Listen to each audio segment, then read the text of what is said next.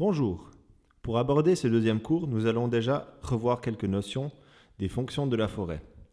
Tout d'abord, la fonction de production. Le bois est utilisé comme matière première dans la construction, fabrication de meubles, fabrication de papier, production d'énergie et j'en passe.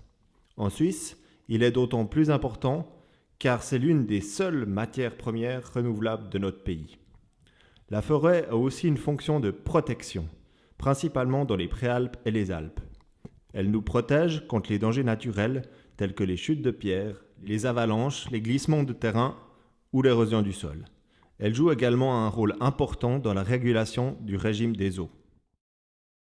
La fonction écologique est également très répandue car la forêt suisse abrite plus de 50% des espèces animales et de nombreux végétaux. Enfin, la fonction sociale qui est très importante pour nous. Elle nous permet de nous ressourcer, de nous balader, elle enrichit nos paysages et augmente notre qualité de vie. Pour toutes ces raisons, elle se doit d'être entretenue afin de pouvoir répondre à ces attentes. La sylviculture a donc pour but de renforcer la stabilité des peuplements, d'augmenter la qualité et la quantité de bois exploité, de maintenir les conditions de vie favorables aux espèces végétales et animales, de conserver les effets protecteurs de la forêt et d'offrir des espaces agréables à vivre pour les êtres humains. Par notre geste, nous pouvons influencer très fortement la diversité des essences et la structure des peuplements de la forêt future. Chaque forêt est unique, tout comme chaque personne a son visage bien à lui. Les facteurs qui caractérisent une forêt dépendent de son origine, de son histoire, des conditions de station, de la concurrence entre les essences, des événements survenus par le passé et bien entendu des soins sylvicoles effectués lors de la croissance du peuplement. Ce qu'il faut retenir, c'est que le mélange des essences se catégorise en 3 points que l'on nomme GDF, c'est-à-dire le genre du mélange, donc le type d'essence présente dans le peuplement, que ce soit du hêtre, du chêne, du tilleul, de l'érable, etc. Le degré du mélange, donc le pourcentage de chaque essence présente dans le peuplement, et la forme du mélange, ce qui équivaut à la manière dont sont réparties les essences sur une surface, comme si vous observiez la forêt depuis en haut. Un peuplement peut être pur, c'est-à-dire avec une seule essence représentée. Ces peuplements sont souvent issus de plantations. On appelle ça une monoculture. Mais dans la majorité des cas, il s'agit de peuplements mélangés qui peut être d'origine naturelle ou artificielle. Bien entendu, le mélange varie en fonction de l'altitude. Plus on monte, plus la diversité des essences diminue. Et comme vous avez pu le remarquer, plus la proportion des résineux augmente. En sylviculture, il est important d'avoir quelques notions sur les unités de mesure utilisées. On parle d'ar, d'hectare, ou parfois même de kilomètres carrés. Alors que représente un ar? Il s'agit d'une surface de 10 mètres sur 10 mètres. 10 ars est l'équivalent d'un carré large d'à peu près la longueur d'un arbre. Un terrain de football fait à peu près 1 hectare. On utilise beaucoup cette unité de mesure pour définir la taille d'une forêt. Il s'agit d'une surface de 100 mètres sur 100 mètres. Pour votre information, 1 km² équivaut à 100 hectares, donc 1 km sur 1 km. Comme je l'ai dit, la forme du mélange est une image vue d'en haut, qui représente la répartition des essences sur une surface donnée. Observons cet arbre entouré de feuillus. Il s'agit là d'un pied isolé d'épicéa. Dès que la surface des arbres d'une même essence représente 1 à 5 ars, on appelle ça une touffe. Si les arbres sont répartis sur une surface de 5 à 10 ars, c'est un groupe. De 10 à 50 ars, il s'agit d'un bouquet. Et plus de 50 ars, c'est tout simplement un peuplement. Pour se représenter dans le terrain, on considère qu'une touffe d'épicéa est composée de 2 à 10 arbres, à peu près, un groupe de 10 à 20, un bouquet, c'est environ une surface d'une longueur d'arbre, et un peuplement, c'est plus grand qu'un demi-hectare. donc la moitié d'un terrain de foot. Observons maintenant ces deux images. Il y a la même quantité d'essence de chaque côté, donc le degré du mélange est identique. Par contre, la forme du mélange est différente. Il faut bien faire la distinction entre ces deux notions. La structure d'un peuplement, en revanche, se rapporte à la composition verticale de la forêt. Distinguer plusieurs strates, il s'agit de différents niveaux atteints par le feuillage des arbres à l'âge adulte. Deux types de structures peuvent apparaître. Une structure régulière se forme principalement quand une coupe est réalisée sur une grande surface. Une structure irrégulière, en revanche, se dessine dans les peuplements mélangés, car les essences n'ont pas toutes le même rythme de croissance. Dans un peuplement régulier à une strate, tous les arbres ont à peu près la même hauteur. Dans un peuplement régulier à deux strates, on distingue facilement deux étages de végétation. Le peuplement principal est le sous-étage.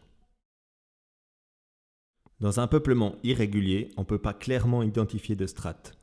Cette structure est typique des forêts jardinées ou pérennes. Est-ce que vous avez déjà vu ce genre de cas? Un vieil arbre seul, au milieu d'un jeune peuplement. On appelle ça la réserve sur coupe. C'est un élément du peuplement précédent qui est conservé pour faire office de semencier ou d'arbre d'ombrage.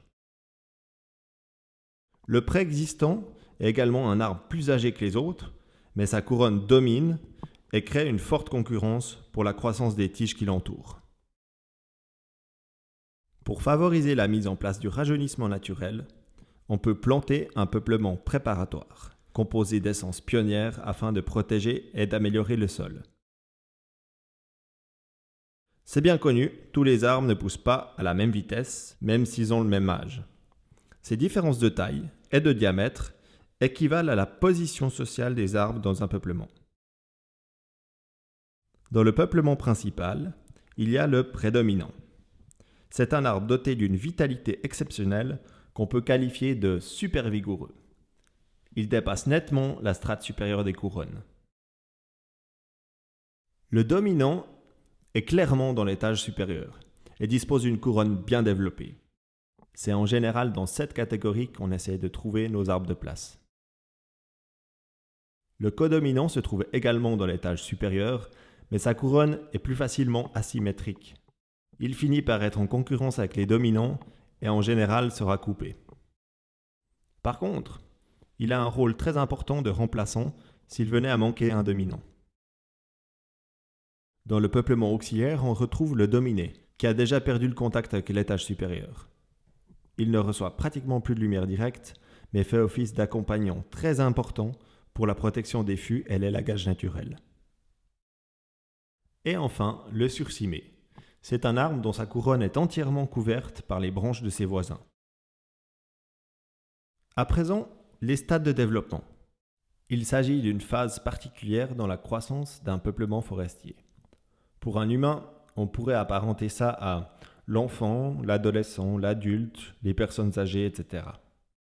En Suisse, ils sont définis selon la hauteur de l'arbre et son diamètre, et se rapportent uniquement au peuplement principal.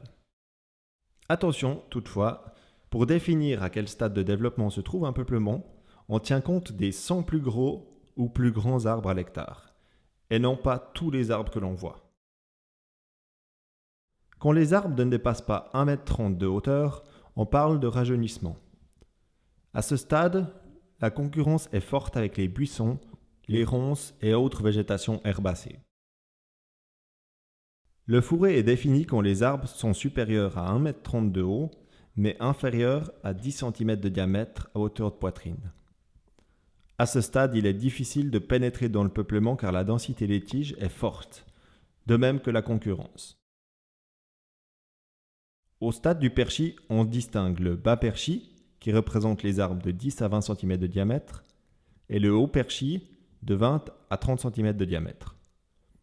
Par manque de lumière, les branches basses sont souvent déjà sèches et la qualité du tronc est reconnaissable. Il s'agit du stade où la croissance en hauteur est la plus forte. On commence à identifier clairement la position sociale des arbres. On y pratique des éclaircies importantes, comme le détourage, afin de favoriser le développement des couronnes régulières pour les arbres de place et améliorer leur stabilité individuelle. Arrive le stade de la jaune futée, de 30 à 40 cm de diamètre, où la croissance en hauteur diminue peu à peu, contrairement à la croissance en diamètre. Comme au stade du persil, on y pratique souvent des éclaircies importantes, mais plus espacées dans le temps. On commence à pouvoir sortir un produit exploitable par les scieries et donc rentabiliser les exploitations pour autant qu'elles soient mécanisées. De 40 à 50 cm, on parle de moyenne futée. La croissance en diamètre conduit à une augmentation de la valeur du tronc. La vieille futée concerne les peuplements ayant un diamètre supérieur à 50 cm. Pour la plupart des essences, il est plus possible d'influencer le développement des couronnes. Le volume à l'hectare augmente et l'accroissement en valeur des billes est élevé. La densité d'un peuplement est définie en 3 catégories. Quand les couronnes des arbres s'entrelacent, il s'agit d'un peuplement comprimé. Quand elles se touchent légèrement, la densité est normale. Et quand on peut apercevoir des espaces entre les couronnes, on dit du peuplement qu'il est clairéré. Le dernier point que nous allons aborder est le coefficient d'élancement. Il s'agit d'une valeur qui permet de définir la stabilité d'un peuplement. Le calcul est simple. On divise la hauteur par le diamètre de l'arbre. Attention, il faut tout mettre à la même échelle, c'est-à-dire en mètres. Prenons un exemple. On divise 18 mètres par 0,16 mètres, donc 16 cm, et on obtient la valeur de 112,5. Pour qu'un peuplement résineux soit qualifié de stable, cette valeur doit être au maximum de 100, et pour les feuillus, au maximum de 140. Évidemment, ce coefficient évolue tout au long de la vie de l'arbre. L'étape la plus critique, c'est le stade du persil. Même sans intervention, il finit par diminuer dès que la croissance en hauteur diminue. Plus on donne de l'espace aux couronnes, plus le diamètre de l'arbre augmente. Donc, la stabilité augmente. Merci pour votre attention.